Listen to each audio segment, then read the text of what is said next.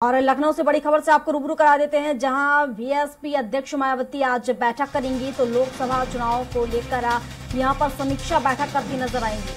तो लोकसभा चुनाव को लेकर जमीनी स्तर पर क्या कुछ तैयारियां, उसकी समीक्षा यहां पर करेंगी। तो यूपी उत्तर प्रदेश के अधिकारियों को भी यहां बुलाया गया है। तो बीएसपी जिलाध्यक्ष भी बैठक में शामिल होंगे। तो लोकसभा चुनाव की तैयारियों की यहां पर समीक्षा करेंगी मायावती। तो संगठन में कुछ अहम बदलाव भी कर सकती हैं मायावती। तो चुनाव नजदीक है और ऐसे में अब बहुजन समाज पार्टी की राष्ट्रीय अध्यक्ष और पूर्व मुख्यमंत्री मायावती अब एक्टिव नजर आ रही हैं और यूपी उत्तराखंड के अधिकारियों के साथ बैठक करेंगी। तो बीएसपी जिलाधिकारी भी इस बैठक में शामिल होंगे। लोकसभा चुनाव की तैयारियों की समीक्षा यहां पर करती नजर आएंगी। तो संगठन में कुछ अहम बदलाव भी मायावती द्वारा यहां पर किए जा सकते हैं। तो कयास लगाए जा रहे हैं कि कुछ बदलाव यहां पर होंगे। तो कई दिशा निर्देश भी उनके द्वारा यहां पर दिए जा सकते हैं। तो यूपी उत्तराखंड के पदाधिकारी इसमें शामिल हुए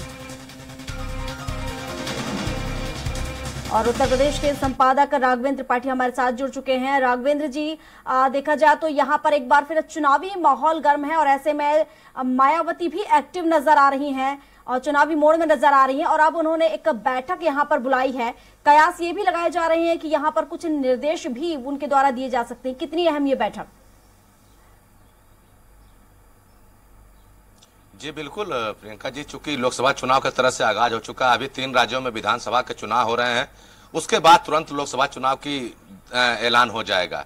और सबसे बड़ी बात है कि उत्तर प्रदेश में समाजवादी पार्टी और बहुजन समाज पार्टी, कांग्रेस, 3 दल हैं जो भारतीय जनता पार्टी के विपक्ष में खड़े हैं।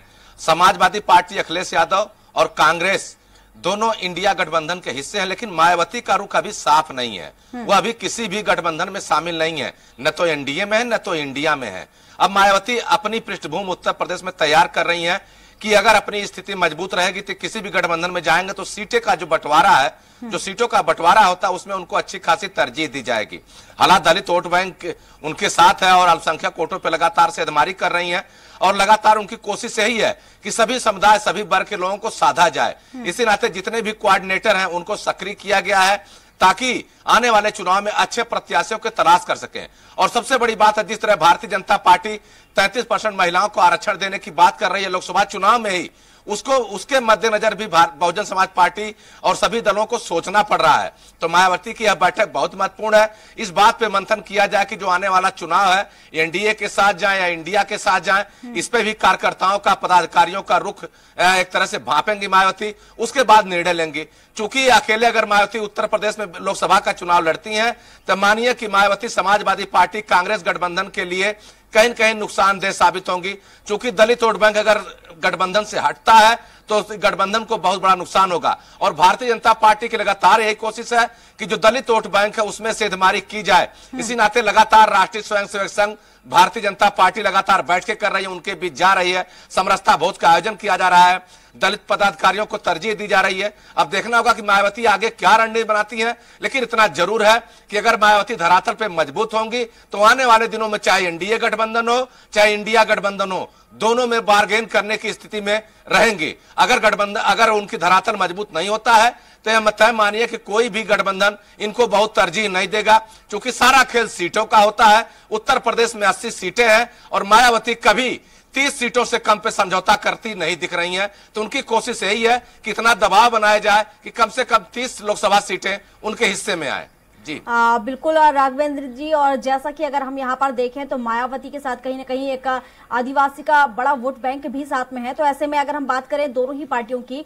चाहे हम एनडीए की बात करें या फिर इंडिया की बात करें, तो जिस भी पार्टी में जाएंगी तो कहीं ना कहीं वोट की यहाँ पर देखा जाए तो वोट क्रॉसिंग जरूर यहाँ पर देखने को मिलेगी। तो एक बड़ा नुकसान इस तरीके से भी हम देख सकते हैं। इस समीकरण को कैसे समझें हम?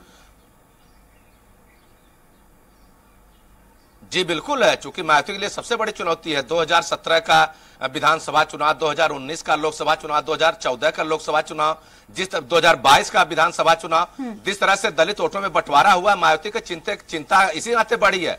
और पिछले लोकसभा विधानसभा चुनाव में केवल 1 सीट बहुजन समाज पार्टी 403 सीटों में से 1 सीट जीत पाई थी। तो आप अंदाजा लगा लीजिए, अगर इनका दलित वोट बैंक खिसक जाता है तो उत्तर प्रदेश की सियासत में मायावती बहुत मजबूत स्थिति में नहीं रह पाएंगी। और भारतीय जनता पार्टी लगातार यही कोशिश कर रही है कि किसी तरह से दलित और आदिवासी वोट बैंक पर कब्जा किया जाए, क्योंकि सबका साथ, सबका विकास, सबका विश्वास जो नारा प्रधानमंत्री मोदी ने दिया है, उसको सूबे में, यूपी में सीएम योगी आदित्यनाथ बखूबी निभा रहे हैं। लगातार दलितों के हित में काम किए जा रहे हैं, दलित पदाधिकारियों को तवज्जो दी जा रही है।